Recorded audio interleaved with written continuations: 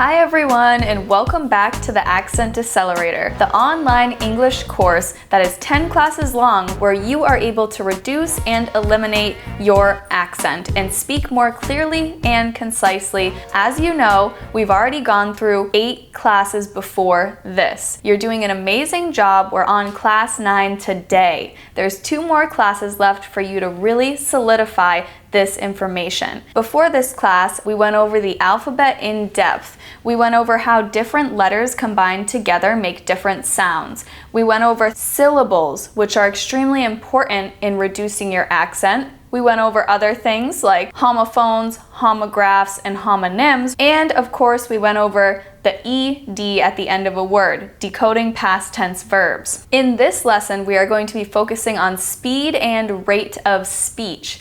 This is the final new information lesson that you will be getting out of this course, because the next lesson in number 10 is going to be a wrap-up of everything we've done, putting it all together. Today is the final step in what you need to help reduce your accent, so it's very important that you pay attention during this class. If at any time you feel confused, please pause, rewind, and rewatch any section of today's lessons or the prior 8 lessons before that. Are you ready? Let's jump in. So, what is rate and speed of speech and why is it important? This is how fast we talk, and it decides whether we are going to be combining words together. For example, many native speakers do not say, "I want to go to the park," that precise. They say, "I want to go to the park." So want to is made into wanna, and then go to is made into gotta. I want to go to the park. I want to go to the park. That's how native speakers say it. So we're going to teach you not necessarily what's correct grammar. We already spoke about that. But what we're going to be focusing on in this lesson is just speech. You wouldn't actually spell out gonna, G-O-N-N-A. But for this lesson, I am going to be showing you how native speakers speak. They say, "I want to go to the park. I am gonna go to the park." They don't say, "I want to go to the park," or "I am going to go to the park." It's too choppy. But for flow reasons, this is why I wanted to teach you this lesson, so you can understand true people that were born and raised in America and what they speak like. We are going to be focusing on different ways of linking. There are several subtopics in linking. The first is called blending. For example, someone says, "This Monday." A native speaker would say, "This Monday, this Monday. This Monday I'm going to the park," or "This Monday I'm going to go to school." In the example of this Monday, the S sound and the M sound blend together. So the S at the end of this and the M at the start of Monday blend. This Monday, this Monday. That is called blending, and that is a subtopic of linking. That is the first one for you to take note of. Another example is last stop. Last stop. Take a look at your screen. 2 separate words. The way that an English speaker would say it is last stop. Last stop. It sounds like it's one word. The 2 S's kind of combine together to make a s sound. Last stop. The next example is high chair. High chair. Take a look at the screen. 2 separate words, high chair, but blended together natively, high chair. High chair.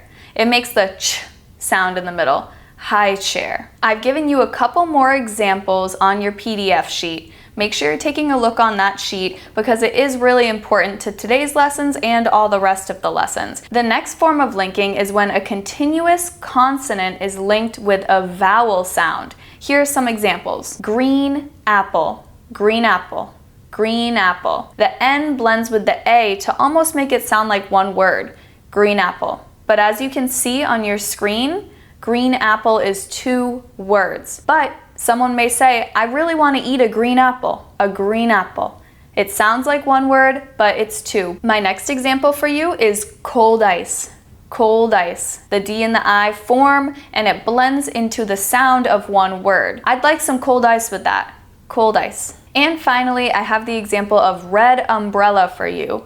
Red umbrella. This is a rhythm and speed technique that a lot of English speakers use. As you can hear during this, the syllables are still concise. Red umbrella. And they're very even. thus resulting in an easy way to blend it. When the syllables are very concise from one word to another and they sound very even, English speakers are able to blend them at a much easier rate. Red umbrella.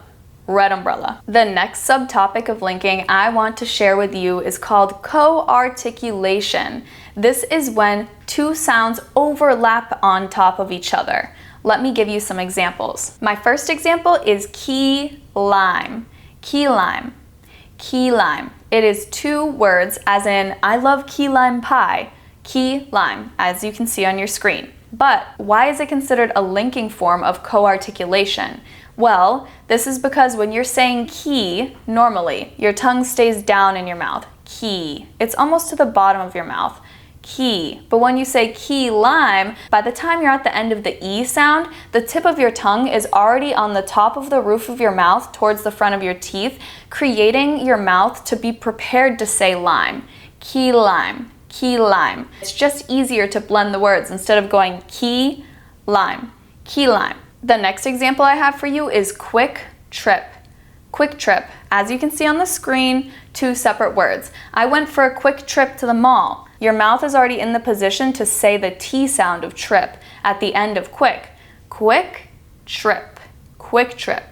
It's like a circular motion with this one. Quick trip.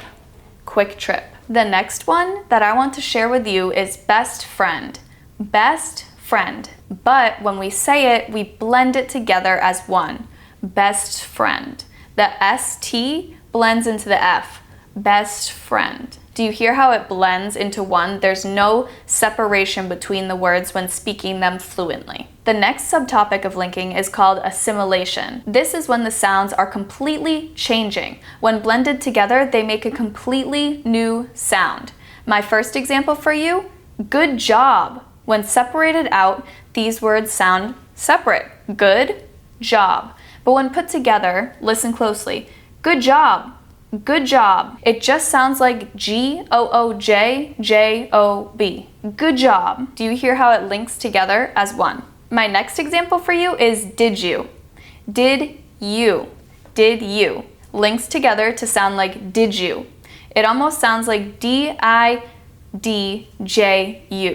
Did you. And finally, we have the example of next time. Next time. When linked together, they sound like this. Next time. It sounds like there's only one T, N-E-X-T-I-M-E, as one word, which is not a correct spelling or correct grammar, but for sound purposes, next time, not next time. Next time. Okay, on to the next subtopic, intrusion. This is when a sound is added between two words. For example, she ate. She ate. It sounds like a Y is added in between the two words. So when saying it, it still blends and links together as one word, but sounds like this. She ate. She ate. My next example for you involves three words. Piece of cake. When saying it fast, as a native speaker would say, piece of cake. In between, instead of, native speakers will put an A or a V. Piece of cake or piece of cake. Pizza or piece of, depending on where you're located in the United States of America.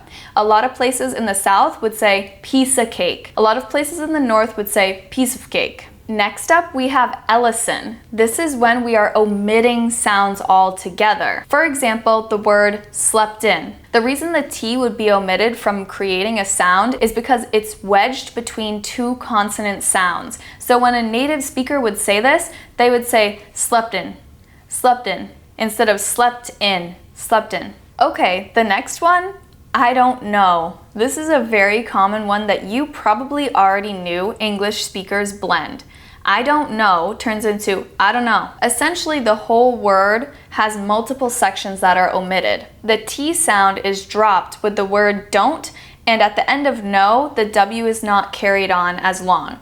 I don't know. Instead of I don't know. I don't know.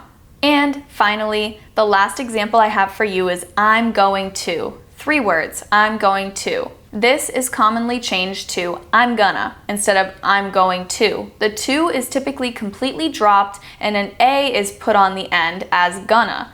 I'm gonna. We do not spell these words that way. We still spell them properly, but when speaking, a lot of the times we say, I'm gonna go to the beach today with my friends. Finally, we have geminates. This is when the word has double sounds. This is commonly seen when one word ends with the same consonant sound as the beginning word of the next. In other words, the ending sound of the first word matches the beginning sound of the following word. Let's review some examples. The first one is good day. The D in good and the D in day blend together. Good day. When spelled, it's still good day.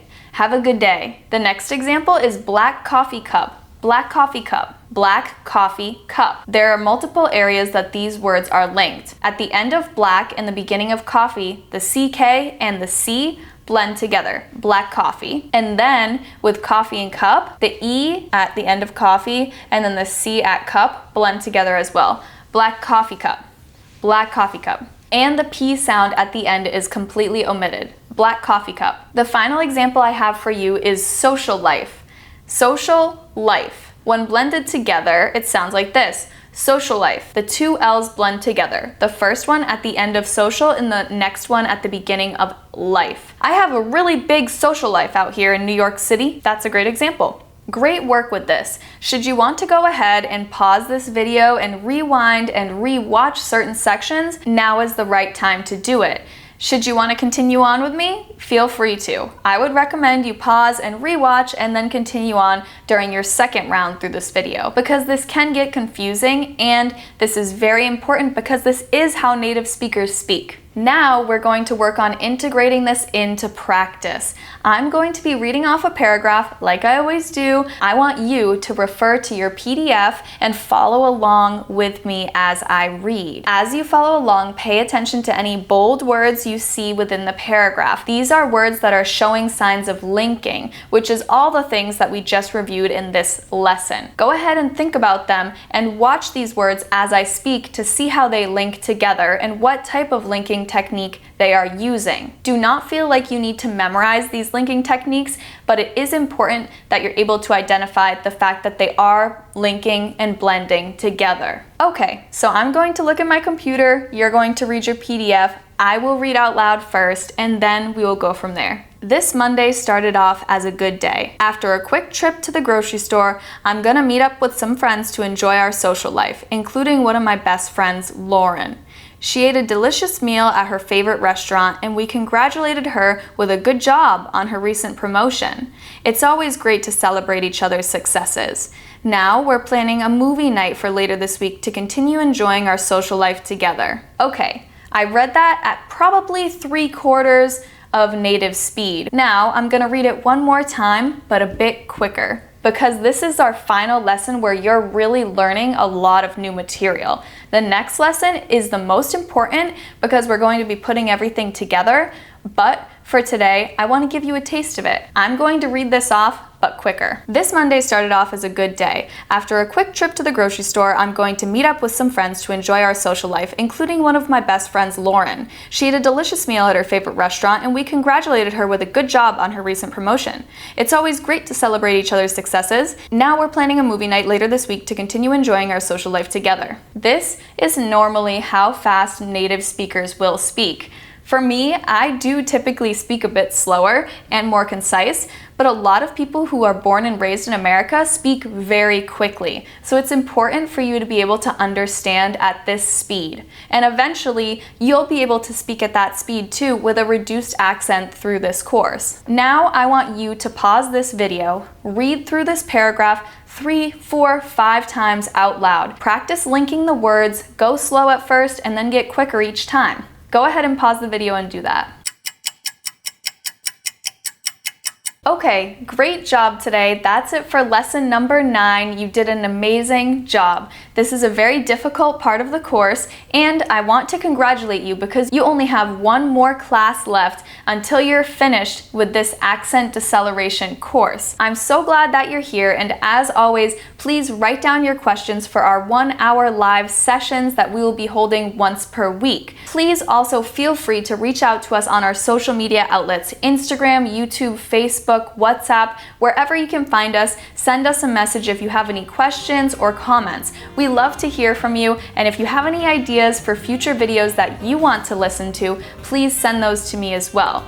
You did a great job today, and I will see you next class.